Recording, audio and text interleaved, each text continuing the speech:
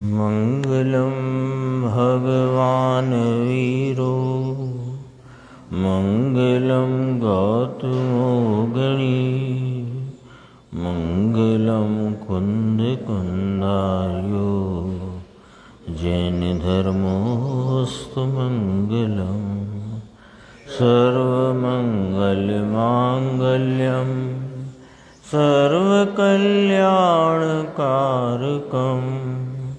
प्रधानं सर्वधर्माणां जैनं जयतु शासनम्। मैं नमो तीर्थनायक को, नमो ओंकारवाणी को, नमो उन कुंद प्रभु को जिन्होंने ओंकार धारण की।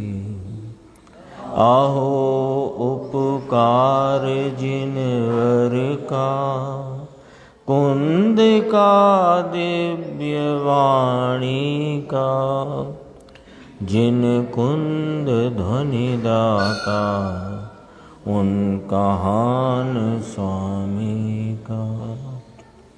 चिदानंदिक रूपाए जिनाए परमात्मने, परमात्म प्रकाशाए नित्यं सिद्धात्मने नमः।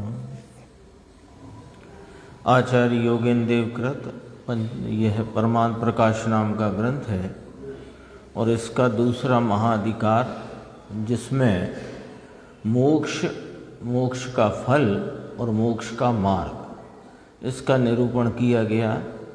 और मोक्ष के मार्ग स्वरूप जो साम्य भाव, जिसको यहाँ समभाव कहा, उसकी मुख्यता से यहाँ 14 दोहे कहे थे, 39 से लेकर 52 तक।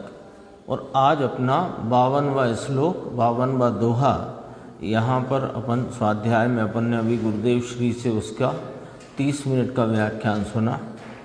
टीका इसकी बहुत विस्तार से है और बहुत मुद्दे की बात है, यानी साम्य भाव की जो कि चारित्र है, और चारित्र ही वास्तव में धर्म है, वही मोक्ष का मार्ग है।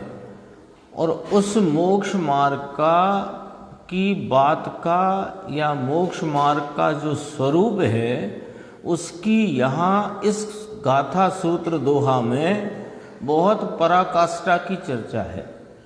देखते हैं अपन, देखो सूत्र पढ़ते हैं।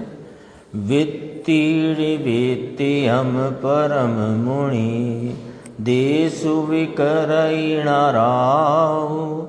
बंद हम हेउ वियाणियऊ एयहम जीर्ण सहाव। जिसने दोनों के स्वभाव को बंधन कारण जान लिया, वह प्रवृत्ति अरुनिवृत्ति में राग द्वेष नहीं करता।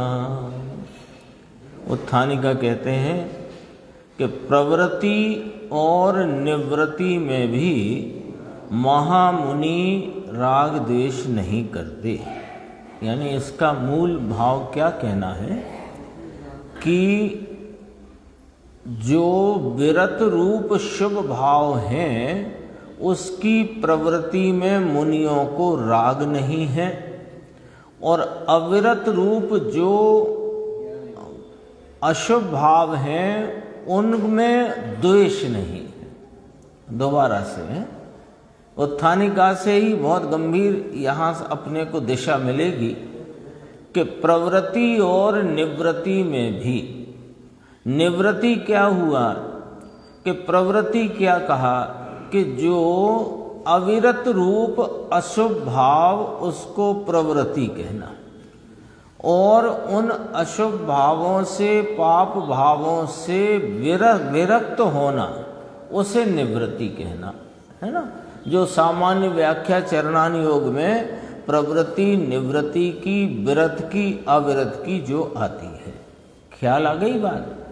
तो प्रवृत्ति किसे कहा कि प्रवृत्ति कहा कि जो पाप रूप भाव विषय भोगों में प्रवृत्त होना, तो उसको दूसरे शब्दों में कहेंगे अविरत, और निवृत्ति जो है उसको कहेंगे व्रत, यानी पाप भावों से निवृत्त होना, उसका नाम व्रत। ये बात तो सबको स्पष्ट है। अब देखो, प्रवृत्ति माने जो रागादि भाव या विषय भोग के पाप रूप भाव हैं, उन पाप रूप भावों में मुनिराजों को द्वेष नहीं है, और पाप से रहित व्रत रूप जो भाव हैं उसमें मुनिराजों को राग नहीं है। ये इस गाथा का भाव है, समझ लो। नहीं, अशुभ है नहीं, पर अशुभ के प्रति द्वेष नहीं। अब जैसे मुनिराजों को क्या भाव चलता है कि 5 महाव्रत का भाव चलता है ना, हिंसादि 5 भावों से पूर्ण विरक्ति का भाव है, उन्हें महाव्रत कहा। चरणानुयोग की जो व्याख्या है उसके अनुसार कि किसको महाव्रत कहा, पाप रूप भावों में से विरक्त रहना। 5 रूप जो 5 पाप रूप भाव हैं उनके दोष का अभाव, उसका नाम व्रत, महाव्रत, व्रत नहीं महाव्रत, ठीक है। तो वो है, तो दोष रूप भाव उनके नहीं हैं। तो दोष माने 5 पाप नहीं है, तो 5 पाप नहीं होने रूप महाव्रत का राग नहीं है, और 5 पाप जो नहीं है उनके प्रति द्वेष नहीं है। 5 पाप रूप भाव मुनिराज को नहीं है, और 5 पाप रूप भावों के अभाव रूप महाव्रत उनको हैं। तथापि उन महाव्रतों के प्रति राग नहीं है, और जो पाप रूप भाव है नहीं वे उनके प्रति द्वेष नहीं है। नहीं है तो द्वेष करके नहीं है, ऐसा नहीं है। ये इसमें गंभीर है चर्चा। आगे अपन देखते हैं, देखो अनुव्यार। महामुनि परम मुनि प्रवृत्ति और निवृत्ति में राग और द्वेष को नहीं करता। तो लगभग ये चर्चा तो अपनी हो गई कि उनको व्रतादि भावों में राग नहीं है और अव्रत के भावों में द्वेष नहीं है। ये हो गई। जिसने क्यों नहीं है उसका हेतु यहां उपस्थित करते हैं आचार्य परमात्मा कि जिसने इन दोनों का स्वभाव बंध कर्म बंध का कारण जान लिया है, बंधस्य हेतु विज्ञाता, जिन्होंने यह भली भांति जान लिया है कि वे जो व्रत के परिणाम हैं वे भी बंध के कारण हैं और अविरत के परिणाम भी बंध के कारण हैं। जब दोनों को ही बंध का कारण कर्म बंध का कारण जान लिया है तो उनके प्रति उन्हें राग और द्वेष नहीं है। एक आत्म स्वभाव में तल्लीनता ही जिनका कर्तव्य है। ये यहाँ है। अब टीका बहुत विस्तार से है, अपन देखते हैं थोड़ी शीघ्रता में। व्रत अविरत में परम मुनि राग द्वेष नहीं करता, यानी जिसने इन दोनों का स्वभाव बंध का कारण जान लिया है। दोनों ही बंध के कारण है, ये चर्चा अपन कर चुके। अब आगे देखो। अथवा पाठांतर होने से ऐसा अर्थ होता है कि, यानी इस बात को अपन दूसरे अपेक्षा से या दूसरे पाठ रूपता से इसको पढ़ा जाए। पाठांतर माने इसे इस रीति से भी पढ़ा जा सकता है। कैसे कि समझो, पाठांतर होने से ऐसा अर्थ होता है कि जिसने आत्मा का स्वभाव सर्व रागादि भावों से भिन्न जान लिया है। तो 5 महाव्रत रूप जो 5 पाप के त्याग रूप व्रत महाव्रत के भाव, ठीक है, और 5 पाप रूप भाव, 2 भाव हो गए ना, 5 पाप के अभाव भाव के त्याग रूप या अभाव रूप भाव महाव्रत के भाव, और 5 पाप रूप भाव, ये दोनों ही मेरा स्वभाव नहीं है। मैंने तो उनसे अपने स्वरूप को, निज आत्मा के स्वभाव को वे महाव्रत आदि भावों से और पाप रूप भावों से सबसे भिन्न जान लिया है। अपना स्वभाव प्रवृत्ति निवृत्ति से रहित है। जहां व्रत अविरत का विकल्प नहीं है वह मेरा स्वभाव है, ऐसा मैंने जान लिया है। महामुनियों ने, परम मुनि महामुनि है ना, जो मोक्ष मार्ग में इतनी उग्रता से प्रवर्तन कर रहे हैं कि मानो क्षण मात्र में मोक्ष प्रकट हो जाए, इतनी उग्रता से वे मोक्ष मार्ग में प्रवर्तन कर रहे। तो उग्रता नाम क्या? कि स्वभाव की लीनता, स्वभाव में एकाग्रता, अपने चैतन्य वीतराग स्वभाव में, कि जिस स्वभाव में राग द्वेष ही नहीं है, ऐसे स्वभाव में वे उग्रता से परिणमन कर रहे हैं। तो वे क्या उन्होंने जान लिया है जिसके कारण वे इसमें लीनता से परिणम रहे हैं? कि उन्होंने अपने वीतराग पवित्र आत्म स्वभाव को महाव्रतादि के राग और पापादि भावों के भाव से भिन्न जान लिया है।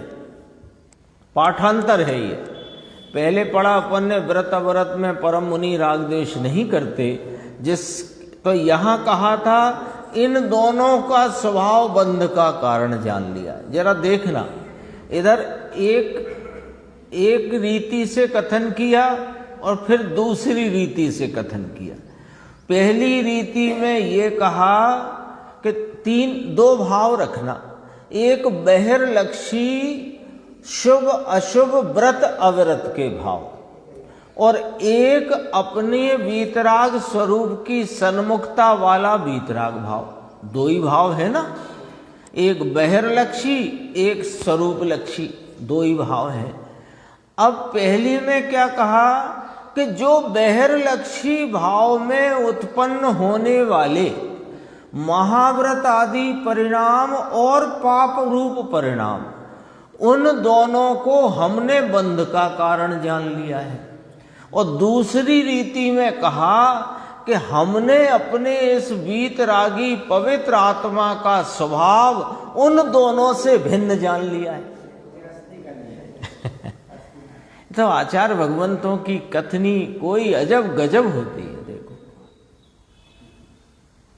तो फिर मेरा स्वभाव कैसा है जब जान लिया आपने, हे महामुनिराज, आपने अपने स्वभाव को, अपने वीतरागी पवित्र आत्म स्वभाव को इन महाव्रतादि के भावों से और पापादि भावों से भिन्न जान लिया है। तो आपने अपना स्वभाव कैसा जान लिया है?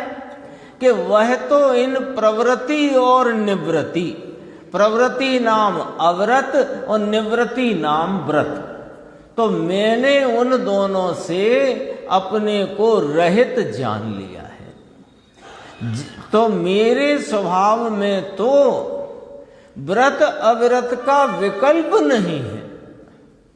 मेरे स्वभाव में ये विकल्प पाए ही नहीं जाते। मेरे जो पवित्र स्वभाव में ये व्रत अविरत के विकल्प हैं ही नहीं। देखो, अब ये लाइन जरा ध्यान से देखना, अंडरलाइन करते हैं। यह गिनती गनाएंगे, गिनती 4। यह व्रत अविरत पुण्य पाप रूप भाव बंध के कारण है। गजब की टीका है। यानी अपने को लगता है ये बात कहाँ लिखी है, ये बात कहाँ लिखी है, ये कहाँ लिखा है कि व्रत बंध का कारण है ना? ये कहाँ लिखा है कि व्रत मोक्ष मार्ग नहीं है? ये कहाँ लिखा है कि महाव्रत के परिणाम जग पंथ है? कि सब इसमें लिखा है ना, पढ़ो, आचार्य भगवंतों ने लिखा है। गुरुदेव ने तो निकाल निकाल करके हमको ऐसे परोस दिया है। माल तो भतौर में भरा रखा था, पर परोसगार जो परोसगारी करने वाला है उसकी तो बहुत कृपा है। उसने हमारी थाली में सब सामान स्वादिष्ट स्वादिष्ट व्यंजनों से भर दी ये थाली हमारी। तो ये तो गुरुदेव तो परोसने वाले हैं। माल तो भतौर में भरा पड़ा है और जो भरा है वो ही परोस रहे हैं। रास्ते में कुछ दूसरा बनाते नहीं। भतौर से आया है जो परोसने के बर्तन में लेकर, वही तो परोसा है मेरी थाली में, और क्या रखा है? क्या गजब बात! ये कहां से ले आए, ये कहां से? अरे भतौर से लाए। तो भतौर में किसने बनाया? कि सर्वज्ञ देव की दिव्य ध्वनि से आए हुए माल के व्यंजन इन आचार्य परमात्माओं ने बना बना के रखे इन ग्रंथों में। देखो पंक्ति पढ़ो जो अंडरलाइन है ना, बिलू। यह व्रत अविरत पुण्य पाप रूप बंध के कारण है। बोलो इतना याद रखोगे अक्षय भाई? 4 शब्द याद रखना है। इन 4 शब्दों में पूरे मोक्ष मार्ग का चाबी लग जाएगी, बिल्कुल तुरंत खुलेगा। 4 अक्षर याद कर लो। व्रत अविरत पुण्य पाप यह बंध के कारण है। अगली बात, मेरा स्वभाव नहीं, मेरे स्वभाव में नहीं। बात पूरी हो गई। तो इतना ही मार्ग है कि हाँ इतना ही तो है, और क्या है? ये जितनी बात कही इसको श्रद्धा में स्वीकार करो, मार्ग चालू है। अंकुर भाई देखो, ऐसा जिसने जान लिया वह आत्मा में तल्लीन हुआ। जिसने ये जान लिया कि ये व्रत, ये अविरत, ये पुण्य, ये पाप, ये सब बंध के कारण है और मुझे सुख चाहिए, सुख मोक्ष में है, तो ये तो बंध रूप है, तो ये तो सुख रूप हो नहीं सकते, तो इनसे हट गया। इनसे हट गया तो कहां जाकर टिक गया? कि यहां तल्लीन हो गया कि जहां ये नहीं है। सीधी सीधी बात। बाहर पत्थर बरस रहे हैं सड़क पर, कदाचित कोई बात हो, सड़क पर पत्थर बरस रहे हैं, तो पत्थर बरस रहे हैं तो पत्थर तो चोट पहुंचाने वाले हैं। इस मनुष्य के इस शरीर को क्षतिग्रस्त कर देने वाले हैं। जैसा ही तुमने जाना तो क्या किया? घर में आके रह गए, छुप गए। तो मुनि राजों ने जाना कि ये बहिर्लक्षी जितनी मेरी प्रवृत्ति हो रही है इसमें तो पत्थर पड़ रहे हैं बंध के। तो कहां चले? कि यहां चलो जहां ये व्रत अविरत पुण्य पाप रूप बंध के कारण से रहित ये अबंध स्वरूप मुक्त स्वरूप अपना चैतन्य वीतराग स्वरूप आनंद शांति का भंडार है, वहीं रहेंगे। तो वहीं रहते हैं। बहुत अद्भुत अद्भुत बातें आती हैं। जितना अपन पढ़ते जाओ उतनी गजब की बात है। देखो, वह नाम वे मुनिराज आत्मा में तल्लीन हुए, व्रत अविरत में राग देश नहीं करते। यही बात प्रारंभ में गाथा सूत्र में, दोहा सूत्र में कही। अब देखो यहां से थोड़ी चर्चा है। ऐसा कथन सुनकर प्रभाकर भट्ट ने पूछा कि हे भगवान, जो व्रत पर राग नहीं करे तो फिर व्रत धारण ही क्यों करे? लॉजिक से प्रश्न है। प्रश्नकार का प्रश्न यूं ही हवा में नहीं उड़ता आया, लॉजिक से है कि भाई जैसे आपने सुबह स्नान करके अलमारी खोली तो जिस कोई शर्ट कोई आपका कुर्ता है जिस पर आपको राग नहीं है तो उसे क्यों धारण करो, जिस पे राग होए उसे ही धारण करोगे ना। दृष्टांत अब देखो, तो उन्होंने पूछा जो व्रत पर उन्हें राग ही नहीं है, आपने ही कहा वे व्रत अव्रत में राग द्वेष नहीं करते, तो जब व्रत परिणाम से मुनिराज को राग नहीं है तो धारण क्यों करते हैं। और आपका ये जो कथन है कि मुनिराज को, परम मुनिराज को, महामुनिराज को व्रत और अविरत में राग द्वेष नहीं होता, तो इस ऐसे कथन में तो व्रत का निषेध हो जाता है।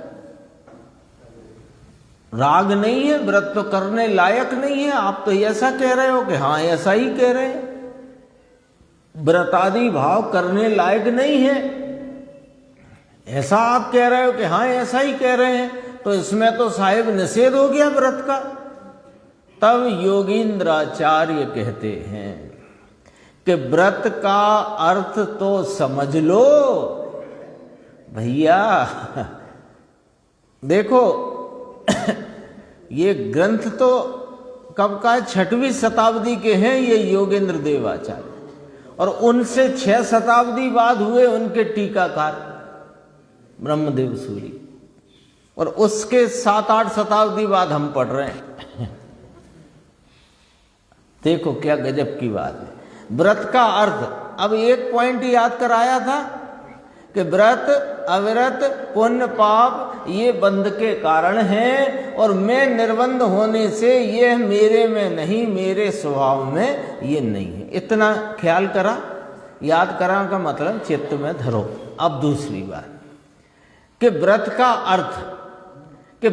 का अर्थ यह है कि सब शुभ अशुभ भावों से निवृत्ति परिणाम होना, इसका नाम व्रत है।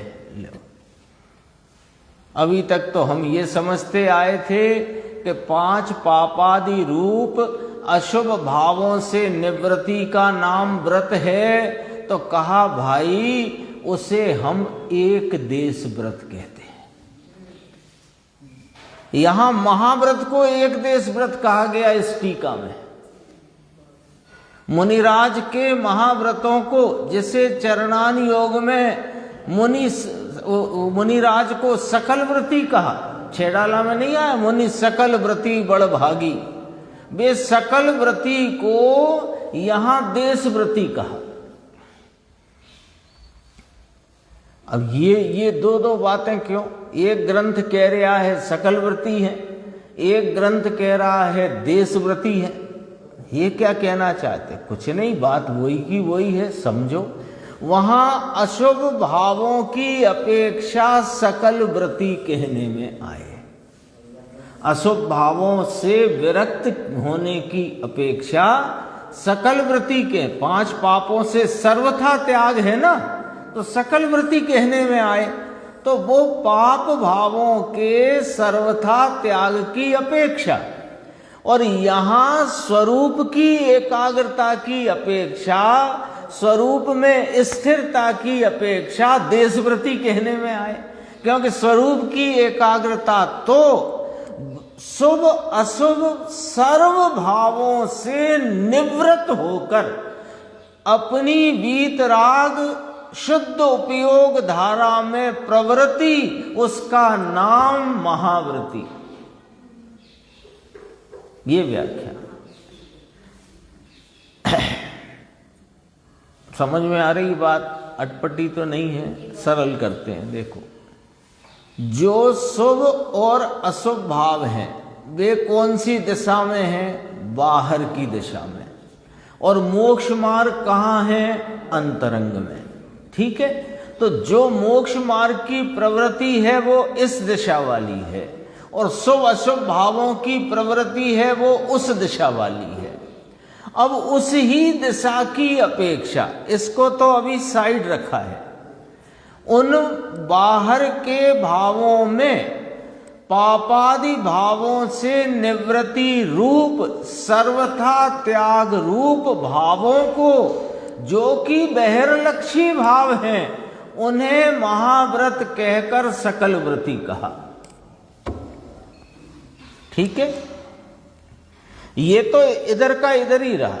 बाहर की दिशा में प्रवर्तित जो कोई भी परिणाम हैं, उनमें 5 पाप रूप भावों के सर्वथा त्याग को महाव्रत कहकर मुनिराज को सकल व्रती कहा।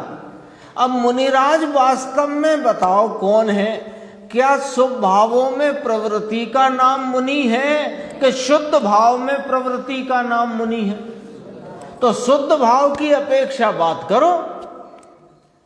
मुनिराज तो शुद्ध उपयोगी को मुनिराज कहा, तो शुद्ध उपयोग की तरफ से बात करो। तो अब इस दिशा में आ जाओ, अंतरंग की तरफ।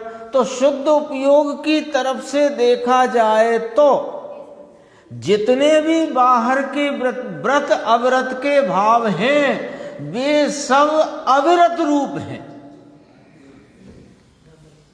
व्रत अविरत के सर्व भाव 5 महाव्रत के परिणाम राग रूप विकल्पात्मक होने से वे शुद्ध उपयोग की अपेक्षा से प्रवृत्ति रूप हैं और शुद्ध उपयोग निवृत्ति रूप है। तो वे प्रवृत्ति रूप भावों में यद्यपि 3 कषाय चौकड़ी की अभाव रूप वीतरागता प्रवाहित है, उस अपेक्षा से व्रत कहा और देशव्रती कहा। और यहां शुद्ध उपयोग में लीनता पूरी अपने स्वभाव की है, इस अपेक्षा से इसको विरति कहा, निवृत्ति रूप भाव कहा। ख्याल में आ गया? अब पढ़ते हैं, देखो। बाहर में थोड़ी सी भी वृत्ति है, वो अविरतपना है। तो फिर देश विरत क्यों कहा? अविरति कह देते कि देश विरत तो इसलिए कहा कि 3 कषाय चौकड़ी की अभाव रूप जो वीतरागता है, वो उनका विरक्तता का भाव जाजल्यमान है, अखंड है, प्रवाहमान है। लेकिन जितनी विकल्पात्मक वृत्ति है, उतनी उनको अविरतपना है। तो वो जो शुद्ध परिणति 3 कषाय के अभाव की, उसे विरत गिनना और 5 महाव्रत को अविरत गिनना, विकल्प को इसलिए देश विरत गिनना।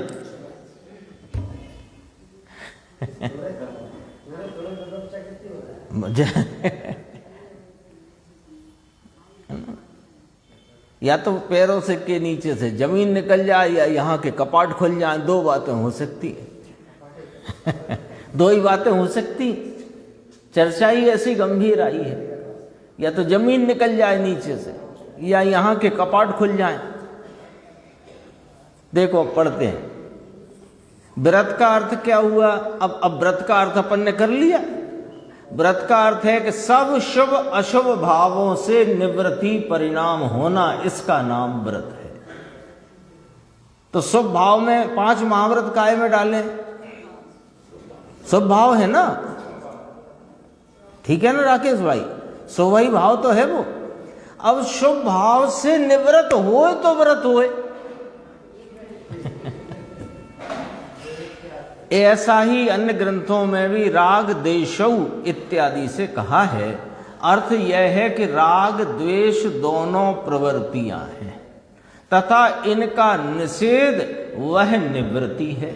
ये दोनों अपने नहीं हैं। कौन? व्रत के परिणाम, अविरत के परिणाम, दोनों ही अपने नहीं हैं, अन्य पदार्थ के संबंध से हैं।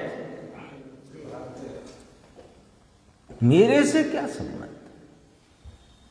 मेरे से इनका क्या संबंध?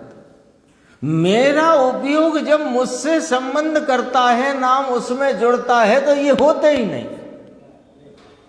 ये तो जब मेरा उपयोग कमजोरी अस्थिरता में, मुनिराज बोलते हैं कि जब मेरा उपयोग अस्थिरता कमजोरी में ये बाहर में जाता है, तो ये महाव्रत उत्पन्न होता है। तो ये बाह्य पदार्थों के अन्य पदार्थों के संबंध वाले भाव हैं। मेरे संबंध वाला भाव माने मेरा उपयोग मुझ में युक्त हो तो वहां तो वीतराग वीतराग वीतराग, शांत शांत शांत और आनंद का भाव ही होता है। देखो, अथवा हिंसा अनत स्ते अब्रह्म परिग्रभ्यो विरतैर व्रतम, ऐसा कहा गया है। ये परिभाषा आती है ना, हिंसा अनरत स्ते अब्रह्म परिग्रह, इनसे विरक्ति का नाम व्रत है, ऐसा कहा गया है। ये चरणानी योग में ऐसी परिभाषा है। तो सुनो, इसका अर्थ ये है प्राणियों को पीड़ा देना, झूठ वचन बोलना, पर धन को हर लेना, कुशील का सेवन और परिग्रह, इनसे जो विरक्त होना वही व्रत है। और ये अहिंसादि व्रत के नाम से प्रसिद्ध है। बे भैया व्यवहार नय से एक देश रूप व्रत है। लो, आ गई बात। वे व्यवहार नय के व्रत कहे, व्यवहार नय से उन्हें, अभी व्यवहार नय से एक देश नहीं, व्यवहार नय से उन्हें व्रत कहा। समझना अच्छे से। देखो यशवंत भाई क्या बात है। ये अपन क्या जानते हैं, प्राणों का व्यपरोपण, प्राणियों को पीड़ा देना हिंसा है, झूठ वचन बोलना झूठ है, परदन हरना चोरी है, कुशील का सेवन अब्रह्म है, परिग्रह रखना है ना, ये चश्मा वस्मा भी मुनिराज तो रखते नहीं, तो परिग्रह, इनसे जो विरक्त होना वही व्रत है। यही तो अपन ने पढ़ा। तो ऐसे 5 पापों का सर्वथा त्याग वो महाव्रत कहलाता है। ये अहिंसादि व्रत के नाम से प्रसिद्ध हैं। सो ये व्यवहार नय से व्रत कहे जाते हैं, वास्तव में व्रत नहीं है ये।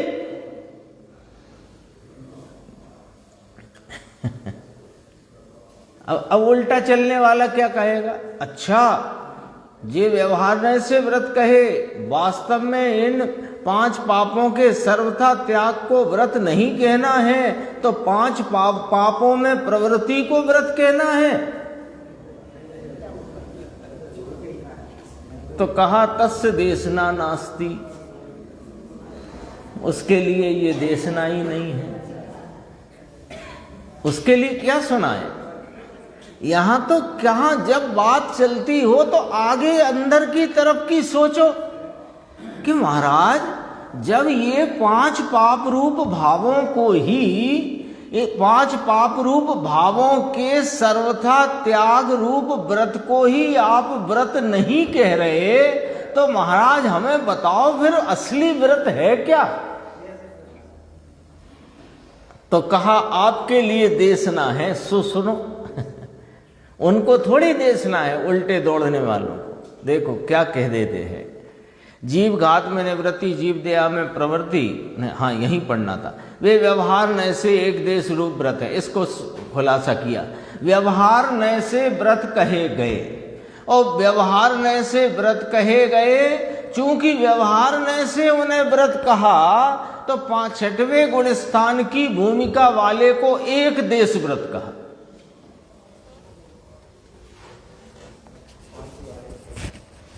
छठवें गुण स्थान की, मुनिराजों की बात चल रही है।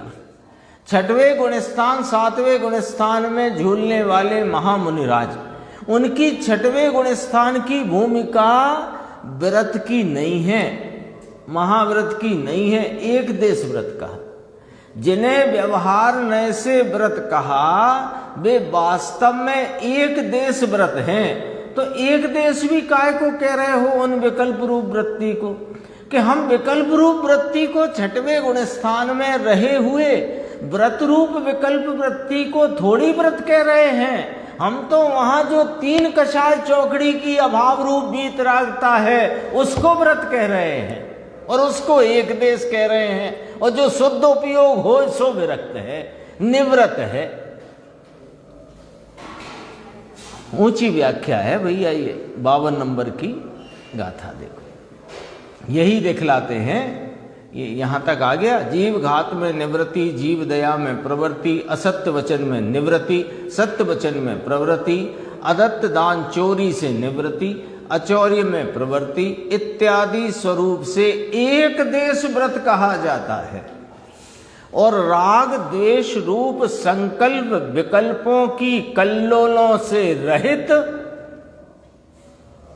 अब इसे दूसरे हिसाब से भी पढ़ सकते कि 5 महाव्रत आदि भावों के राग और अविरत के द्वेष रूप संकल्प विकल्पों की कल्लोलों से रहित, 3 गुप्ती से गुप्त समाधि में, समाधि माने स्वरूप में एकाग्रता रूप जो आता ना इनकी टीका में, परम निर्विकल्प समाधि, उस निर्विकल्प समाधि में शुभ अशुभ के त्याग से परिपूर्ण व्रत होता है। जो शुभ भाव की वृत्ति 5 महाव्रत की वृत्ति मुनिराज को है, वहां एक देश व्रत कहा, और 3 गुप्ती मनोगुप्ती, वचन गुप्ती, काय गुप्ती से अपने स्वरूप में गुप्त समाधि स्वरूप प्रवृत्ति, उसको शुभाशुभ के त्याग होने से परिपूर्ण व्रत कहने में आया है, कहा गया है, बताया गया है। अर्थात अशुभ की निवृत्ति और शुभ की प्रवृत्ति रूप एक देश व्रत और शुभ नहीं, देखो अशुभ की निवृत्ति कोमा था वह, अशुभ की निवृत्ति और शुभ की प्रवृत्ति रूप एक देश व्रत 6वें गुण स्थान में, और शुभ अशुभ दोनों का ही त्याग होना वह पूर्ण व्रत है, उसका नाम पूर्ण व्रत है। इसलिए प्रथम अवस्था में व्रत का निषेध नहीं है। उसका प्रश्न क्या था कि साहेब जब व्रताधिक से उन्हें राग ही नहीं है तो धारण क्यों करेंगे, और ऐसे व्रतों से राग नहीं, ऐसा कहकर तो आप व्रतों का निषेध कर रहे हो। तो कहा कि प्रथम भूमिका में व्रतों का प्रथम अवस्था में, अवस्था भूमिका शब्द गलत बोल दिया मैंने, ध्यान रखना, काट दो उसको। प्रथम अवस्था में व्रत का निषेध नहीं है। अब यहां प्रथम अवस्था कौन की लेना, अब ये अपन सब बैठे अपन अपनी जोड़ने लगते हैं, तुम्हारी नहीं जुड़ रही, यहां तुम्हारी तो तत्व निर्णय की स्थिति है अभी भूमिका, हमारी तुम्हारी भूमिका क्या तत्व निर्णय की। ये तो मुनिराज का वर्णन करते हैं। तो मुनिराज की प्रथम अवस्था कौन, 6वें गुण स्थान की। 6वें गुण स्थान में व्रत का निषेध नहीं है। कौन से व्रत का, कि वो जो महाव्रत आदि कहे गए, कौन से, जो अभी अपन ने 5 पाप के अभाव रूप देखे है ना, उनका निषेध नहीं है, लेकिन वे एक देश व्रत हैं। और पूर्ण अवस्था में सर्वदेश व्रत है, 7वें गुण स्थान और आगे के गुण स्थान। आ गई बात ख्याल में। अब प्रथम अवस्था का अर्थ समझना जरा, यानी प्रथम अवस्था जैसे ही अपन शास्त्र में पढ़ते हैं तो अपन समझते हैं हमारी बात आ गई है। तुम्हारी कहां से आ गई, ये तो मुनिराजों की बात चलती है, संभाव की बात चलती है, मोक्ष मार्ग में उग्र प्रवृत्ति की बात चलती है। ख्याल में आ गया। प्रथम अवस्था में व्रत का निषेध नहीं है, वहां 5, ये 6ठा गुण स्थान रख लो यहाँ, और चौथा 5वां भी ले लो। चौथे में तो अविरति है, 5वां 6वां दोनों ले सकते हो, कोई दिक्कत नहीं, 5वां भी। पर मुनिराज की अपन बात करते हैं तो 6वां 7वां लेना है। तो 6वें गुण स्थान में व्रत का निषेध नहीं है, तो वहां व्रत है कि हाँ एक देश व्रत है, जिन्हें चरणानी योग सकल व्रती कहता है, उसे यह अध्यात्म एक देश व्रती कहता है। तो इसमें विरोध आ गया कि विरोध नहीं आया, अपेक्षा का फर्क है। और पूर्ण अवस्था में सर्वदेश व्रत है। या अब एक और प्रश्न देखो, बड़ा जल्दी से पढ़ने का है। यहां पर कोई यदि प्रश्न करे कि व्रतों से प्रयोजन ही क्या है, पहले तो उसने प्रश्न किया कि आप तो व्रतों का निषेध कर रहे हो, तो कहा निषेध नहीं कर रहे, उस भूमिका में उस जाति के व्रत हैं, लेकिन वे एक देश व्रती समझना। पूर्ण व्रती तो स्वरूप में प्रवृत्ति का नाम पूर्ण व्रती है। अब देखो यहां पर कोई यदि प्रश्न करे कि व्रत का क्या काम साहब, आत्म भावना से ही मोक्ष होता है, आत्म भावना से मोक्ष होता है। श्रीमद् का आता है ना, आत्म भावना भावते जीव लहे केवल ज्ञान रे, आत्म भावना से मोक्ष होता है। तो भरत जी, और फिर उसने दृष्टांत भी देखो ले आया, प्रश्न सब टीकाकार ने ही प्रस्तुत किए हैं प्रश्न। भरत जी महाराज ने कौन से व्रत धारण किया था, क्या व्रत धारण किया था? वे तो 2 घड़ी में ही केवल ज्ञान पाकर मोक्ष को चले गए। और वो ये कह रहे हैं ना, वो प्रश्नकार खुद कह रहे हैं कि आत्म भावना से हुआ है उन्हें मोक्ष, व्रत आदि से तो हुआ नहीं। आपने जो अभी ऊपर कहा प्रथम अवस्था में व्रत का निषेध नहीं है, प्रश्न पर प्रश्न किया, उसका उत्तर कहा कि प्रथम अवस्था नाम 6वें गुण स्थान में व्रत का निषेध नहीं है, एक देश व्रत है और पूर्ण अवस्था में सर्वदेश व्रत है। तो उसने कहा कि जब आप कह रहे व्रत धारण की पढ़ा है ना भरत वैभव, भरत है ना, भरतेश वैभव, कि भरतेश्वर ने पहले जिन दीक्षा धारण की, फिर सिर के केस लुंचन किए, हिंसादि पापों की निवृत्ति रूप 5 महाव्रत आदरे माने अंगीकार किए विकल्प रूप से। फिर एक अंतर मुहूर्त में समस्त विकल्प रहित मन वचन काय के रोकने रूप, यानी मनोगुप्ति वचन गुप्ति काय गुप्ति रूप निज शुद्धात्म ध्यान, उसमें ठहर कर निर्विकल्प हुए। वे शुद्धात्मा का ध्यान देखे सुने और भोगे हुए भोगों की वांछा रूप निदान बंधादि विकल्पों से रहित, तो ध्यान की व्याख्या करना है ना, तो सब पूरा वर्णन कर दिया। ऐसे ध्यान में तल्लीन होकर केवली हुए। भरत की कहानी सबको मालूम है, ये सब उसमें हो गया। जब राज छोड़ा और मुनि हुए तभी केवली हुए। भरत चक्रवर्ती को यद्यपि बहुत अल्प काल में ही केवल ज्ञान और तो थोड़े ही काल में निर्वाण हो गया। तो इसका अर्थ ये नहीं कि वे राजमहल में बैठे बैठे हो गया।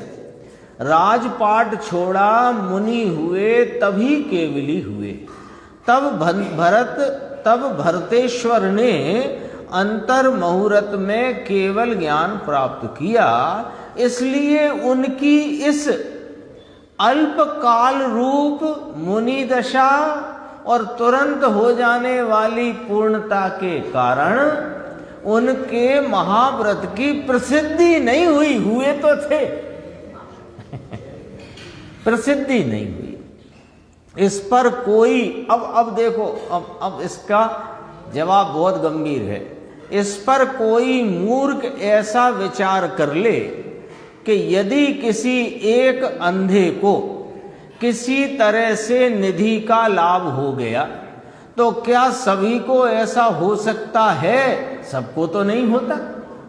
एक कोई अंधा जा रहा था तो दिखता नहीं था, तो पैर की ठोकर लगी, तो ठोकर लगने से गिरा, तो जिस पत्थर से ठोकर लगी थी वो पत्थर हट गया तो उसके नीचे एक स्वर्ण मुद्राओं से भरा हुआ कलश प्राप्त हो गया। हाँ। तो कोई अंधे को किसी तरह में सब घटना अपन ने विचार में ले ली। निधि का लाभ हुआ तो अब अपन क्या करें कि अब अपन सब अपनी अपनी आंखें फोड़ के घूमना शुरू कर दो। क्या हो जाएगा? कभी ना कभी टकराएंगे और निधि मिल जाएगी। तो क्या कहेंगे अपन ऐसे विचार वाले व्यक्ति को? आप बताओ। मैं नहीं लेता नाम। अंकुर भाई ने कहा मूर्ख कहेंगे, मैंने नहीं कहा, सच कहा है। देखो, सबको नहीं होता। भरत सरी के भरत ही हुए हैं। एक स्टोव देश में आता है, रावण जैसा रावण था और राम जैसे राम। अब इसमें उपमा क्या दें? तो भरत सरी के भरत हुए सबको नहीं होता है ऐसा। इतनी उग्र अपने शुद्ध उपयोग में रमणता, रूप, ध्यान की एकाग्रता सबको नहीं होती भाई साहब। भरत सरी के भरत ही हुए। इसलिए अन्य भव्य जीवों को यही योग्य है कि तप संयम का साधन करना ही श्रेष्ठ है। तप संयम का साधन कैसे होता है कि पहले निर्णय, तत्व निर्णय पूर्वक स्वरूप का आलम्बन लेकर परिणति में अपने ज्ञायक भगवान आत्मा की प्रतीति स्वरूप संचेतन होने पर उसमें ही एकाग्रता, स्थिरता बढ़ती रहने से जब स्थिरता इतनी बढ़ जाती है कि तीन कषाय की अभाव रूप स्थिरता, वीतरागता का जन्म प्रस्फुटित होने की तैयारी हो तो अंतर में मुनि दीक्षा लेने का, व्यवहार व्रत संयम को लेने का भाव जागृत होता है विकल्प में। और तब जाकर के वे बाह्य श्रृंगार आदि वस्त्र आदि का त्याग करके जब स्वरूप का ध्यान करते हैं तो तीन कषाय चौकड़ी की अभाव रूप वीतरागता को, प्रचुर स्व संवेदन दशा को पर्याय में प्रकट करते हैं। वहाँ मुनिपना होता है। फिर उस मुनिपने में प्रवर्तन करते हुए, सामान्य बात करते हैं, भरत तो भरत थे, और उस मुनिपने में प्रवर्तन करते हुए अपने चैतन्य आत्म स्वरूप को पुनः पुनः ऐसा ध्याते हैं, उग्रता से ध्याते हैं कि उस उग्रता की उग्रता में, एकाग्रता की अति उग्रता में केवल ज्ञान प्रकट करते हैं और कालांतर में मोक्ष को प्राप्त होते हैं।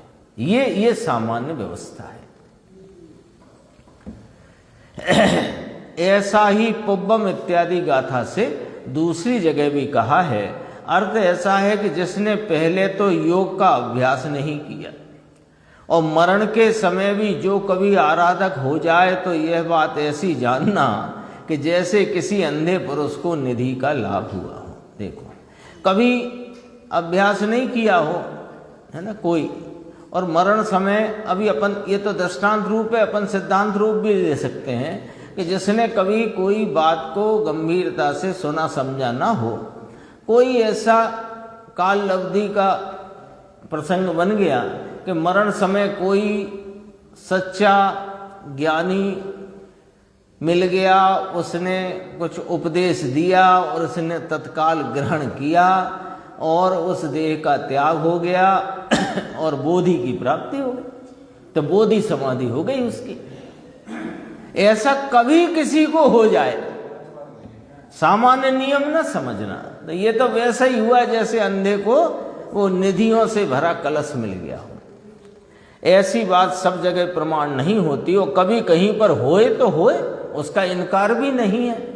इस तरह मोक्ष का फल और मोक्ष के मार्ग के कहने वाले दूसरे महाधिकार में परम उपशांत भाव की व्याख्यान की मुख्यता से अंतर स्थल में 14 दोहे पूर्ण हुए। और एक सूचना देते हैं, इसके बाद जो गाथाएं हैं वे अद्भुत अद्भुत गाथाएं हैं, 53 से लेके 57-58 तक।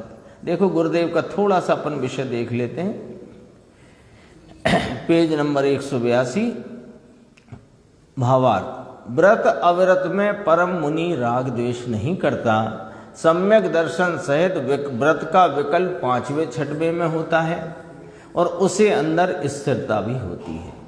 व्रत के कारण नहीं, जो स्थिरता होती है वे बाह्य में व्रत अंगीकार किए हैं, 5वें में अणुव्रत और 6वें में महाव्रत, उनके कारण से अंदर स्थिरता बढ़ गई है नहीं, उसके कारण से गुण स्थान टिक रहे हैं नहीं, स्पष्ट है। आत्मा का आश्रय लेकर जिसने सम्यक दर्शन प्रकट किया है उसने आत्मा का विशेष आश्रय लेकर शांति प्रकट की है, उसे ये व्रत का विकल्प होता है। वो भूमिका आ गई है व्रत के विकल्प की, उसे भी वह छोड़ने योग्य है। कौन? व्रत। व्रत के विकल्प छोड़ने योग्य, रखने योग्य, बताओ भैया, छोड़ने योग्य। ये ऐसा कहते हैं, ऐसा मार्ग वीतराग का लोगों को सूक्ष्म पड़ता है, फिर विरोध करते हैं। समझ में नहीं आता तो विरोध करो, ऐसी बात है। देखो आगे चलते हैं। फिर भावार्थ गुरुदेव ने शुरू किया 183। व्रत अविरत में परम मुनि राग द्वेष नहीं करते, सम्यक दृष्टि सहित को व्रत का विकल्प होता है। चौथे गुण स्थान में सम्यक दर्शन सहित अविरत का भाव होता है।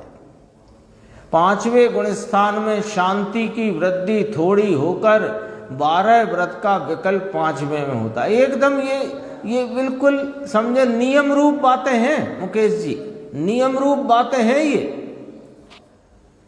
चौथे गुण स्थान में व्रत आ जाए कि नहीं हो सकता, और पांचवें गुण स्थान में महाव्रत आ जाए कि नहीं हो सकता, पांचवें गुण स्थान में अविरति रह जाए कि नहीं हो सकता। अणुव्रत का वहां विकल्प आता ही है।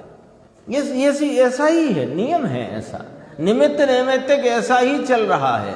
जीव की अंतरंग में स्वरूप के एकाग्रता से बढ़ती हुई स्थिरता और बाह्य में उसी भूमिका के अनुसार राग आदि विकल्प, निमित्त नैमित्तिक ऐसा है।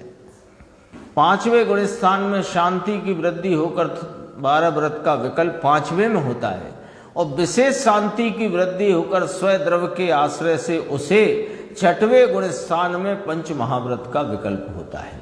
परंतु दोनों बंध का कारण है, ऐसा जान लिया है।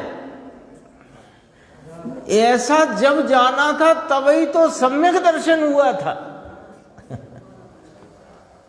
जिसने इन दोनों का स्वभाव कर्म बंध का कारण, पाठ में है बंध हम हेव वियाणीयऊ ए हम जीर्ण सहाऊ, ये उसका स्वभाव ही ऐसा है कि वे दोनों मेरे स्वभाव से भिन्न हैं, बंध के कारण है। राग का विकल्प है, उसका स्वभाव ही बंध का कारण है। यहाँ तो कहते हैं दोनों, बनारसी दास को, टोडरमल जी को वे लोग नहीं मानते। आया था ना अध्यात्म की भांग पिए नाचे, ललितपुर में बहुत तमाशा हुआ था उस समय। हाँ, ललितपुर में फिर से कार्यक्रम है, अभी तो अपना ही है। ये कलश टीकाकार राजमल जी को नहीं मानते, क्योंकि राजमल जी की टीका में ऐसे समय सार नाटक बनाया है, और उन्होंने तो यहाँ तक लिखा कि छठवें गुण स्थान में जो प्रमाद है उसमें विकल्प उठता है। छठवें गुण स्थान किसको है? मुनिराज को। छठवें सातवें दोनों साथ साथ वर्त रहे हैं, उनको जो प्रमाद है, 5 महाव्रत का परिणाम उसको क्या कहा? प्रमाद। वो प्रमाद है, वो प्रमाद को विकल्प है, और विकल्प है वह जग पंथ है, मुक्ति पंथ नहीं है। स्वभाव से विरुद्ध विकल्प उठा, वह तो संसार पंथ है, जग पंथ है। वह जग पंथ फिर क्या आत्मा के मोक्ष का कारण होगा? है ना। अब मैं एक ऐसा करता हूँ, 3-4 मील पूर्व की तरफ चला जाता हूँ तो थोड़ा पश्चिम में पहुँच जाऊँगा, हो जाएगा ऐसा। पूरा पश्चिम से समझ में नहीं आ रहा तो ऐसे समझ लो कि मैं भोपाल की तरफ चला जाता हूँ 20-25 किलोमीटर, तो थोड़ा ग्वालियर पास हो जाएगा। ख्याल आया? ऐसा हो सकता है क्या? बस वही वाला न्याय है। देखो मोक्षु ने पूछा मोक्ष का उपाय क्या करना, तो गुरुदेव ने कहा तो और कौन सी बात चल रही है यहाँ? तेरे को संसार के उपाय की बात थोड़ी चल रही है। फिर उसने कहा मोक्ष का उपाय यही क्या उपाय कि व्रत अविरत के विकल्प रहित निर्विकल्प आत्मा की दृष्टि, ज्ञान और रमणता। तो साहब इसके अतिरिक्त कोई हो तो बता दो, इसके अतिरिक्त कोई हो तो बता दो। ये जरा कठिन पड़ रहा है हमको, थोड़ा सरल बता दो। तो कहा इसके अतिरिक्त जो कुछ भी है और कोई तुम्हें धोखे धड़के में बता दे तो समझना वो भटकने का मार्ग है। यशवंत भाई क्या कहते हैं? देखो इसके अतिरिक्त कोई तो होगा कि कोई है ही नहीं। एक होए तृण काल में परमारथनो पंथ, एक ही होता है। और कोई कदाचित धोखे में तुम्हें भगवान महावीर स्वामी का, कुंद कुंद आचार्य देव का, गणधर देव का नाम लेकर बता दे कोई दूसरा तो समझ लेना वो जो कुछ बता रहा है वो भटकने का मार्ग है, बंद का मार्ग है। नहीं कहा अभी व्रत और अव्रत वह बंद का मार्ग। पहली लाइन क्या याद कराई थी? ये व्रत अव्रत पुण्य पाप यह बंद का कारण है। कहा ना अंदर मार्ग तो ऐसा है। ये देखो आ गई, व्रत अव्रत पुण्य पाप रूप बंद के कारण है। ये गुरुदेव ने प्रश्न रखा, बंध का उपाय है क्या वही मोक्ष का भी उपाय होगा? जिस रस्सी से बांधा जाए ऐसे ऐसे, ये ऐसे ऐसे ही करते खुल जाएगा क्या कि ऐसे करेगा तो खुलेगा? सीधे सीधी लॉजिक है, समझना नहीं चाहते। ये देखो थोड़ा सा बस ये मैं पढ़ता हूं अंडरलाइन वाला। व्रत तो निश्चय से उसे कहते हैं कि शुभ और अशुभ परिणाम से निवृत्ति, उसका नाम व्रत है। शुभ अशुभ बंध के कारण और शुभ अशुभ आश्रव उनसे रहित वीतराग भाव वह व्रत का स्वरूप है। निश्चय से सर्वदेश व्रत वह है। शुभ अशुभ भावों से निवृत्त परिणाम होना, यानी स्वरूप एकाग्रता का वीतराग परिणाम होना। ये देखो जरा सा बताता हूं, फिर आगे लेंगे अपन जब स्वाध्याय तो उसमें लेंगे। जय धवल में तो यहां तक कहा है कि अरे मैंने तो निवृत्ति का प्रत्याख्यान किया था, यानी मैंने निवृत्ति की दीक्षा ली थी, निवृत्ति को अंगीकार किया था, प्रवृत्ति का प्रत्याख्यान किया था। वो शब्द बोला, शॉर्ट में बोला है ना गुरुदेव ने, उसका पूरा अर्थ। मैंने तो निवृत्ति का प्रत्याख्यान माने मैंने तो शुभ अशुभ भावों की प्रवृत्ति का त्याग करके स्वरूप में रमने का भाव अंगीकार किया था। प्रत्याख्यान माने तो त्याग होता है, काय का त्याग? शुभ अशुभ भाव। और ये जो महाव्रत के विकल्प आए मुझको, तो मेरा त्याग प्रतिज्ञा तो टूट गई। ऐसा कहते हैं जय धवल के पहले भाग में आया है कि मैंने तो निवृत्ति परिणाम का आदर लिया था, मैंने तो स्वरूप में एकाग्रता की प्रतिज्ञा ली थी, मैंने प्रव्रज्या, एक शब्द आया चरणान योग सूचक चूलिका में, यानी दीक्षा, मैंने तो स्वरूप में रमने की दीक्षा ली थी। और उसमें जो बीच बीच में व्रत के परिणाम विकल्प आ रहे थे, आते रहे, इसने मेरी इस निवृत्ति के परिणाम को नाश किया है। इसलिए अंत में सल्लेखना के समय में इन सब भावों का पुनः प्रत्याख्यान करता हूं। ये मुनिराज की चर्चा है, शेष चर्चा अपन आगे की स्वाध्याय में